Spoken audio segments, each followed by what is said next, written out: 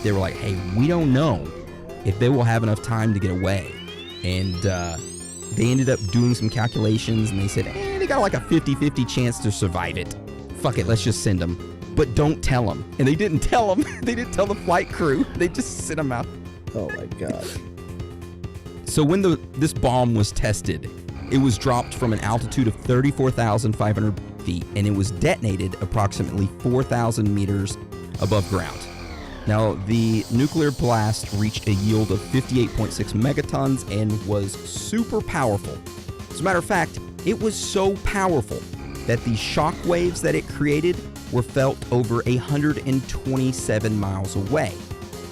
Now, the bomber crew that had a 50-50 chance to survive, well, they ended up surviving, but the shock wave caught up to the aircraft at 71 miles away, and it was so powerful that it nearly caused them to crash. That's 71 miles away. Do you want to take a guess, after this bomb was dropped, how far away you could see the mushroom cloud? You want to take a guess? How many miles away? 300 miles? 620 miles away. Damn. That's fucking crazy, huh? And it created a 5-mile wide fireball along with a 42-mile high mushroom cloud, which is 7 times the height of Mount Everest.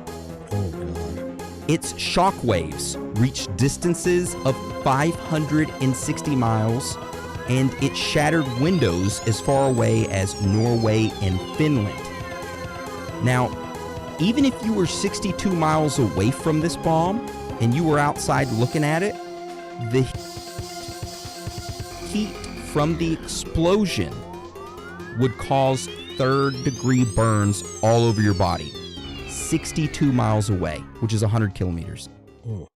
Why would you need to create something like that? The crazy thing is, that's not even as powerful as they originally were going to create it. Now, the original yield for this bomb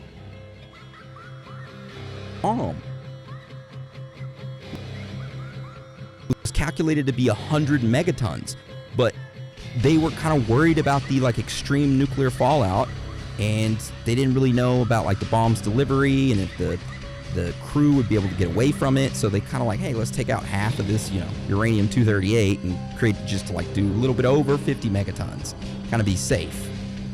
But yeah, that remains the single most deadly and powerful nuclear device ever detonated on Earth, and that we are aware of that a nation has. And I have a picture that I want to share with you, Dan. Okay.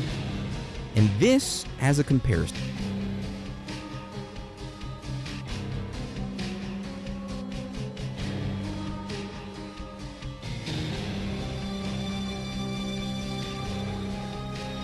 Of nuclear explosions, and it has the Hiroshima and Nagasaki.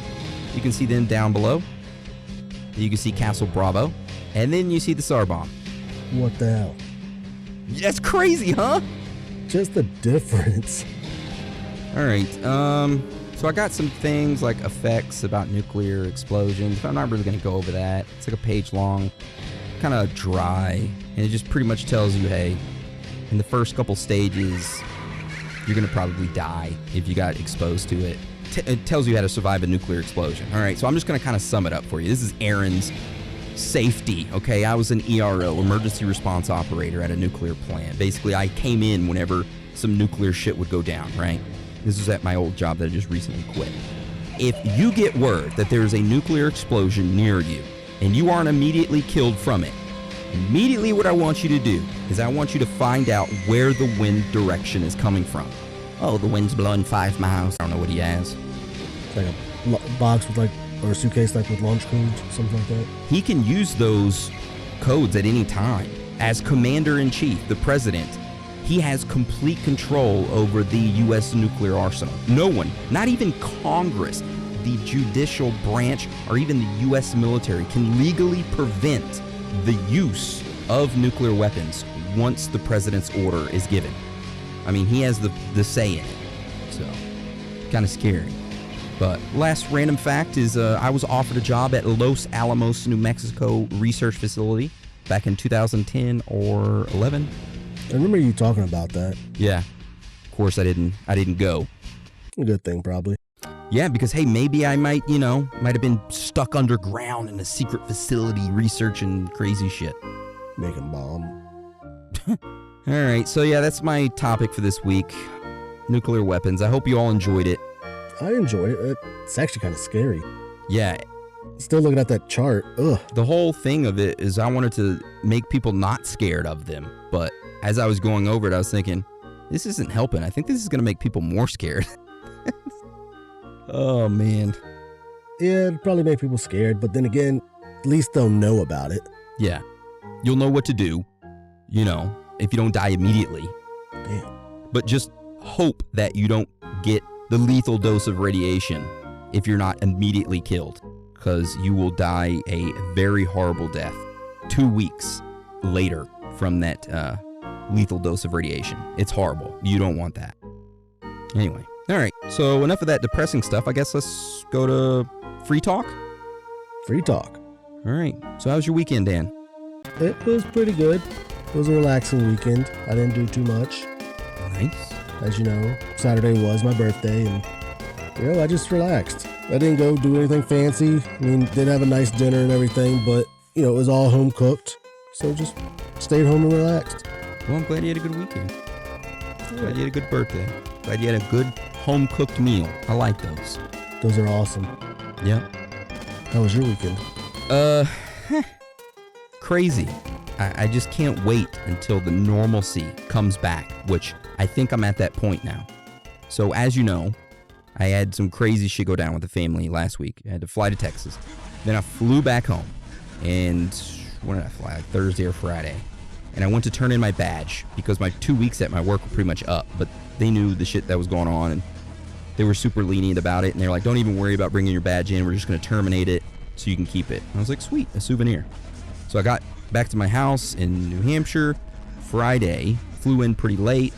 I went to the shop and picked up some magical herb. It's the first time I've ever smoked in a long time. Because I had to keep a clearance for my old job. And you got to be able to pass a test. And I couldn't pass it if I was to partake in those type of activities.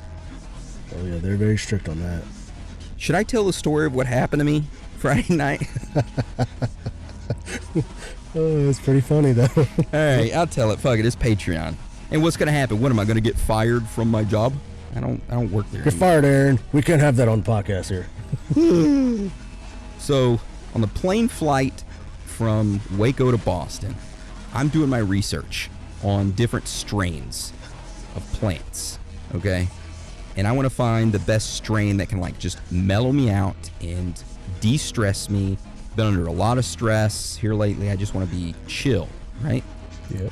So almost every single form was saying, oh, go with blueberry headband. Go blueberry blah, blah, blah. I'm like, okay. So my plane lands in Boston. I take a bus to where my truck was parked, get in my truck, and I travel to the local cannabis place because in Massachusetts or Maine, it's legal. And technically, my place that I was staying at was in Massachusetts. So I wasn't breaking any laws. Not like I'd give a fuck anyways. Anyway, so I pick up a 1 gram pre-roll of blueberry headband, which is just like a small little joint, 1 gram. I go back to the house, and it's pretty late. I'm like, my plans are, I'm just going to take a few hits off this joint for the first time in a really long time. And I don't drink or anything. I don't partake in anything else. So I was like, I'm just going to take a few hits, drink my water. And I planned on gaming with Dan and our creative director, Caleb. So that's what our plan was Friday night. Just kind of have a relaxed day. And then my whole rest of my weekend was going to be crazy. So we all go outside and we all get on FaceTime together. And I light up the J, take a few hits. I'm like, man, I'm not really feeling anything. So we get off the FaceTime call, and they're waiting for me to go inside to game.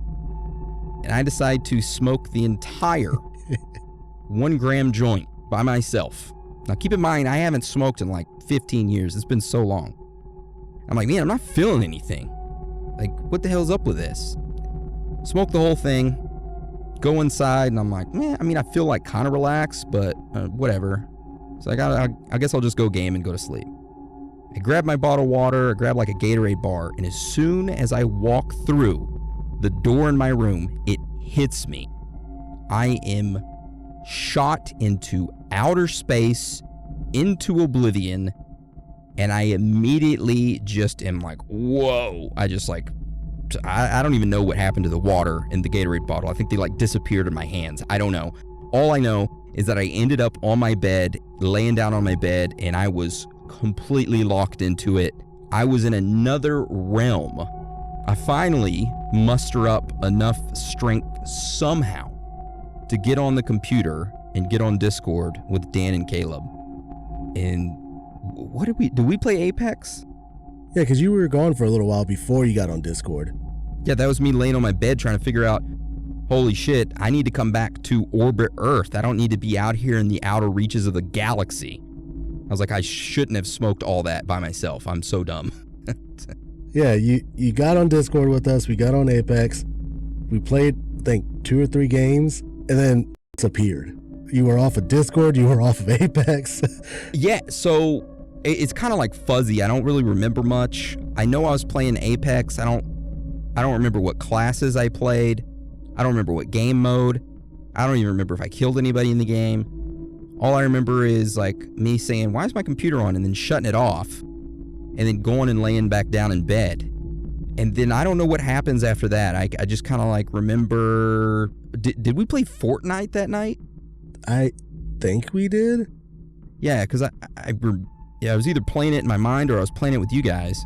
Oh no, we did play a couple games of Fortnite as well, yeah. Yeah, that's when you came back after I think you crashed again. Okay, yeah, I don't know what I did in between that time that I turned my computer off and I was wondering why it was on, turned it off. Little did I know I was gaming with, you and Caleb. Oh, we were laughing.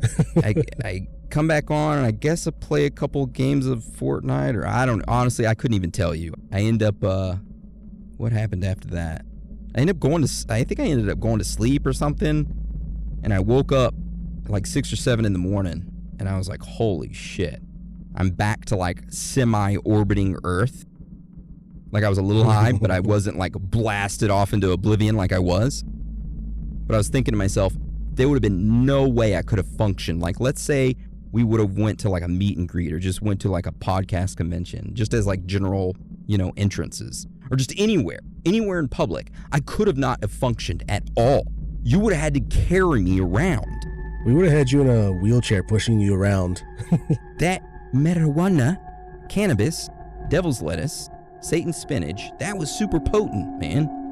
Yeah, well, it's been a while. So that Saturday, I had what I called a weed hangover, which apparently it's not that common, but I 100% had one. Like I felt like I had drank an ass load of liquor the night before, and it felt like I had an alcohol hangover, but I had a weed hangover. I didn't know that was a thing. Some people are like, oh, you don't have that. That doesn't exist. And I'm like, 100% it exists because I had one all day Saturday. And my dad came over and he was looking at me. He's like, what's wrong with you? I'm going to hold none back. Like, dude, I smoked last night. He's like, oh, congratulations. He was like, what happened? I was like, well, as you can tell, I got blasted into oblivion. And I'm just now came back to Earth and I feel like shit. He was like, oh, okay. So needless to say, if you or a loved one have ever had a weed hangover, send me an email. I'd love to hear about it. Tell us your story. So I'm not the only one who's ever had one. At least I knew when to stop. How many hits did you take? Just like 3 or 4 off yours? I mean, I smoked half of mine. Supposedly it made me better at Apex, from what Caleb said. Dude, I'm sure I sucked at games because I didn't even know where I was at, like most of the time. I don't know. I guess I was like, not even like sitting up in my chair. I was just kind of just like all slopped over, I guess, my chair, whatever the word is. And I was just playing. Next thing I know, like I think we came in like 2nd or 3rd. On had, like, Apex? 6 or 7 kills. Yeah. I must have been dead watching you guys play. No, you were with us. My character didn't die? No. I mean, right when we died, that's when like you cut your computer off and everything. We're just like, did you just rage quit? No, I just thought, hey, why is my computer on? Why am I sitting in front of it? Yeah, we text you. You just rage quit. You just cut everything off. You all right? Yeah. So needless to say, I'm probably not gonna smoke